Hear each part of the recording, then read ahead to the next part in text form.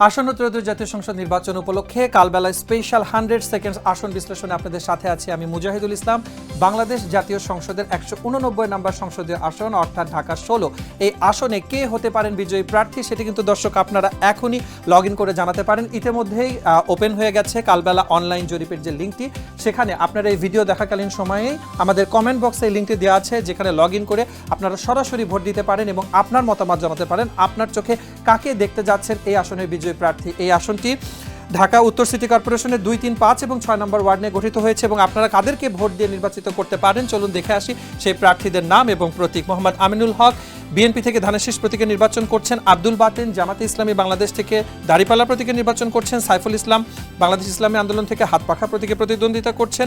মোহাম্মদ তৌহিদুজ্জামান খেলাফত আন্দোলন থেকে বটগাছ প্রতীকে নির্বাচন করছেন। আব্দুল কাদের জিনালি যিনি ছড়ি প্রতীকে নির্বাচন করছেন।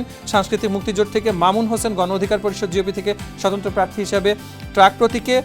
আলহাজ একে এম মোয়াজ্জেম হোসেন তিনি ঢাকা 16 থেকে লেবার পার্টিতে আনারস প্রতীকে। তারিকুল ইসলাম ঢাকা 16 থেকে ন্যাশনাল পার্টি আম প্রতীকে। মোহাম্মদ নাজমুল হক বাংলাদেশ জাতীয় পার্টি বিজেপি থেকে গরুর গাড়ি প্রতীকে। মোহাম্মদ রাশিদুল ইসলাম কাচি প্রতীকে বাংলাদেশ সমাজতান্ত্রিক মার্ক্সবাদী দল থেকে এবং সুলতান আহমেদ সেলিম জাতীয় পার্টি থেকে লাঙ্গল প্রতীকে প্রতিদ্বন্দ্বিতা করছেন। আপনাদেরকে জানাচ্ছিলাম প্রতিদ্বন্দ্বী প্রার্থীদের নাম এবং ঠিকানা, এবং দর্শক আপনাদের মতামত অপেক্ষা করছে যে কে হতে পারেন এই আসনের বিজয়ী প্রার্থী। এবং এই আসনটিতে মোট ভোটার আছেন প্রায় 4 লাখের ঊর্ধ্বে, যে মূল্যবান ভোটারদের ভোটের মাধ্যমে নির্বাচিত হতে যাবে এই আসনের এবারের বিজয়ী প্রার্থী। এবং তার জন্য আপনাদেরকে চোখ রাখতে হবে আগামী 12 ফেব্রুয়ারির আসনের নির্বাচন পর্যন্ত।